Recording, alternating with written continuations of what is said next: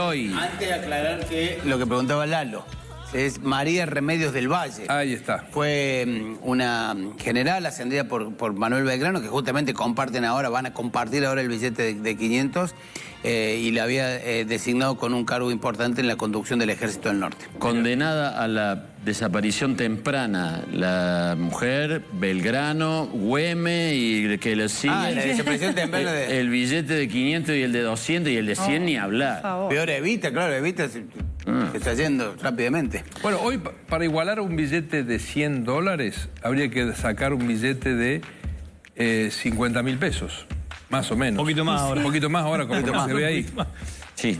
522 llegó el dólar hoy, una suba del 1,95% en el día. Esto es en Buenos Aires, acá en Córdoba, llegó a tocar los 530 y cerró en 528. Pero cuando nosotros decimos así, como es dólar blue, también depende de la transacción con el que te toque transar. Te lo puede vender un poquito más caro o un poquito más barato. En Buenos Aires también se hicieron operaciones por más de 525 en algún momento del día. Claro, claro. Bueno, para verlo, por ejemplo, esta suba semanal que tuvo el dólar es la mayor en una semana, ¿no es cierto? De lunes a viernes, la mayor en 3 meses. Bueno, ahí lo tenemos, desde el 14 más o menos, 15 de junio, que partíamos de 4.87, en un mes a 500, de 4.87 se fue a 522, eso es más o menos un 10%, ¿no? Un poquito menos, un 10%.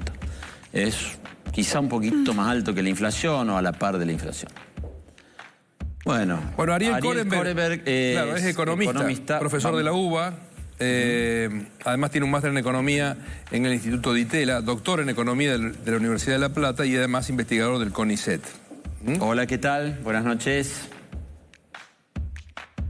¿Qué tal? Buenas noches. Un saludo a toda la provincia. Un gusto hablar con ustedes y con la provincia de Córdoba. Bueno, lo mismo digo. La primera pregunta que me surge es, bueno, ¿qué significa para la economía cotidiana de los argentinos que el dólar blue haya trepado a al nivel que trepó ahora?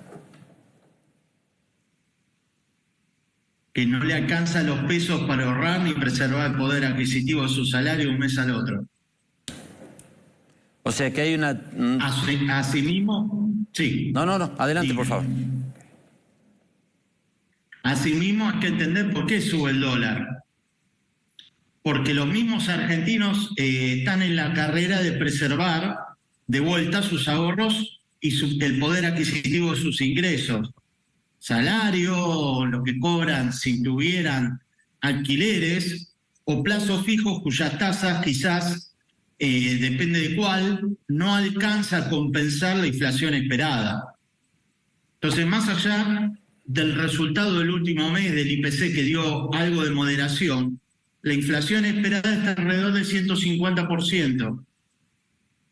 No hay tasa de interés al público pasiva con respecto a sus depósitos que pueda compensar y disponer de la liquidez en un mes, porque los depósitos son a 30 días, no menos, a la suba del dólar. Entonces estamos así en que el gobierno fluctúa en medidas de un lado al otro a los fines de restringir el acceso a los dólares. ¿A cuáles dólares? Todos los países tienen bancos centrales con dólares, vamos a simplificar, con dólares u otras divisas fuertes, para tratar de moderar las fluctuaciones del mercado cambiario. A la situación que llegó hoy a Argentina, no los tiene. ¿Y por qué no los tiene? ¿Por razones de comercio exterior? ¿Por situaciones internacionales de la guerra de Ucrania? No. Porque los argentinos corren contra el peso, lo vuelvo a resaltar. Esa es básicamente. Los argentinos de todas las clases sociales han agotado la disponibilidad de dólares en los últimos años, yo te diría en los últimos 3 años. ¿Cómo no vamos a correr? No, digo, ¿cómo no vamos a correr contra el peso si con una inflación como la que tenemos del 150, dijiste recién? Es obvio que tenemos que correr contra el peso porque si no se nos devalúa lo que tenemos en la mano. Por supuesto. Es una descripción de lo que sucede como consecuencia de otras causas de la inflación. Este es el comportamiento adaptativo del argentino ante una inflación desatada donde y esto es más de política económica, y si querés vamos a la cuestión política, no hay que dividir reputación en el presidente del Banco Central y sobre todo en el ministro de Economía. Claro, ahora... Y lo estoy diciendo independientemente del ministro de Economía presente, esto viene de hace rato. No, sí. Quería preguntarte, hagamos una hipótesis. Vale. Asumís el Ministerio de Economía, vos, la gente que trabaja con vos, etcétera, mañana. ¿Qué hay que hacer con el dólar? ¿Que hay que levantar el cepo al toque y que se hagan agua los helados? Te lo digo así francamente. ¿O hay que ir de a poco y más o menos ver y ir pisando huevo despacito, no esa cosa que desacomode? Porque da la sensación de afuera que el desaguisado es tal que no se puede corregir. Bueno, el no se puede corregir nos lleva a 70 años de decadencia de 1943 a la fecha. Es mi diagnóstico, dado que también damos clases de historia económica. Me doy duro con economía argentina. Mirá, lo primero que hay que hacer, que es mi sugerencia, es explicarle a la población la herencia recibida. Lamentablemente la gestión anterior no se hizo. Si querés te describo 2 o 3 herencias recibidas, pero principalmente se resume en lo que sufre el día a día el argentino promedio, que es la inflación. Lo primero que hay que hacer es un diagnóstico de las causas de la inflación. ¿Por qué el Banco Central no tiene reservas? ¿Por qué tenemos que recurrir a China para que nos salve a cambio de entregar la soberanía nacional? ¿Cuántas reservas hay disponibles? ¿Acaso hasta hace poco, hasta el presente, hemos perdido 6.000 millones de dólares de reservas para sostener este dólar que está atrasado con respecto a la inflación? ¿Con qué la sostuvimos si el propio Banco Central nos dice que no hay reservas líquidas? ¿Acaso han usado las reservas bancarias en dólares, que son la contraparte de los depósitos en dólares de los argentinos? ¿Hay información o no la hay? La situación es opaca. El origen de la inflación es la necesidad de financiar el desequilibrio del gasto público con respecto a los ingresos impositivos que no alcanzan. La presión impositiva es máxima, por lo tanto, la gente, las pymes huyen a la informalidad donde no tributan impuestos. Lo único que le queda al Estado, dado que tampoco tiene crédito en el exterior y ni puede recurrir a los argentinos para que le presten, es emitir dinero. Para cortar eso, tenemos que tener en claro cuáles son las fuentes. Te agradezco el tiempo. Solo digo una, para no hablar de todo. Promoción de Tierra del Fuego, déficit de empresas públicas.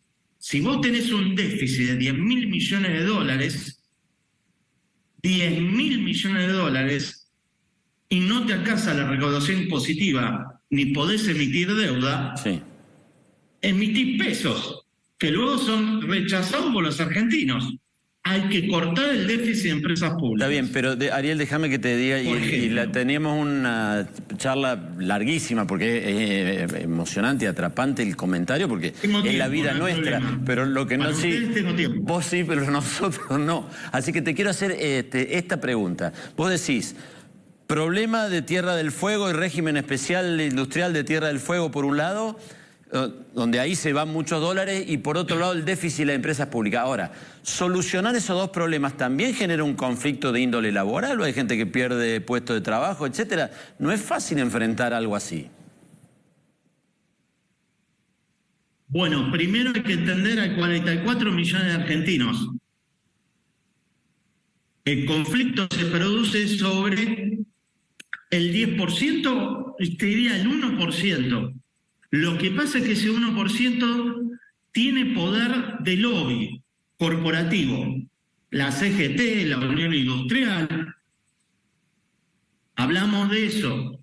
Y en el déficit de empresas públicas, con nombre y apellido te lo digo, a fin del año pasado, que es un flor de bloqueo corporativo, de una minoría sobre el resto de la población, bloqueo corporativo que obtiene beneficios y luego lo distribuye emitiendo pesos y por lo tanto inflación, que lo pagamos todos, especialmente los vulnerables. $1.000 millones aprobó este ministro de Economía a su esposa que dirige AISA. Sí, equivalente a todo el subsidio del dólar soja. Está claro, Ariel. Te diría que hasta es secundario el régimen de promoción de tierra del fuego. No hay control sobre el gasto público. Entonces, vos me preguntabas sobre el cepo. La salida del cepo cuanto antes. Pero el anuncio del día 1 debe ser este. Se terminó el bloqueo corporativo. Si no, vamos a seguir en decadencia en Argentina con nuestros jóvenes que se van al exterior. Te entiendo. Ariel, te agradecemos la gentileza de habernos atendido. Ha sido muy interesante hablar con vos. Un abrazo grande, que andes bien. Un gusto. Espero que la próxima hablemos de música, que sea algo más grato. Feliz fin de semana. Ojalá, chao. Creo que ningún político de los que hemos consultado últimamente habla con tanta claridad. ¿Sí? ¿No? También él no está, obviamente, en la función de captar votos, digamos, ¿no? De cautivar este electorado. Pero... No dejo de plantear un tema de que él hace hincapié en lo corporativo, de los sindicatos y del empresariado también. Claro. Quiero decir algo. Ariel es uno de los economistas del equipo de Patricia Bullrich. Y se está definiendo para qué lado vamos, digamos, ¿no?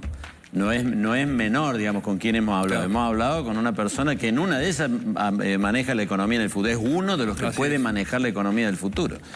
Bueno, muy bien. Hoy, a propósito del salto brusco que dio el dólar blue, fíjense qué es lo que pasó en el resto de la región, del continente.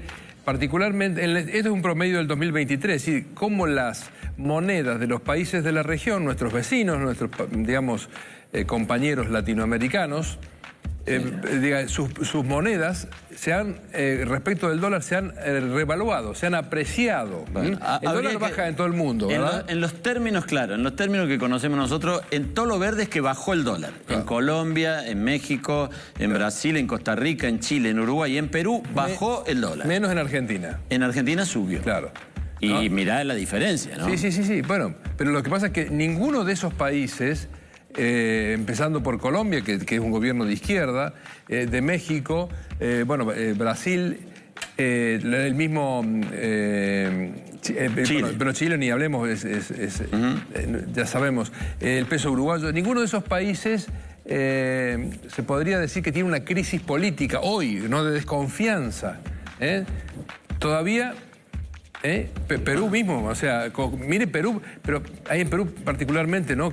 Que ahí todo el tiempo hay inestabilidad institucional. Pero sin embargo, la economía sigue dando signos muy saludables. Bueno, también por eso se dan el lujo de la inestabilidad institucional. Claro. Porque tiene una economía que más o menos ha ido marchando pese a todo. Pero bueno, pueden producir, pueden exportar. Lo que pasa es que en el caso concreto de Perú, la inestabilidad institucional y política no tiene un correlato en la estabilidad que tienen las autoridades monetarias. Claro. La mayoría de esos países mantienen como ser las autoridades del Banco Central. El Banco Central funciona en forma autónoma, independiente. Hay algunas diferencias con nosotros. Muy bien. Bueno, vamos a cambiar de tema.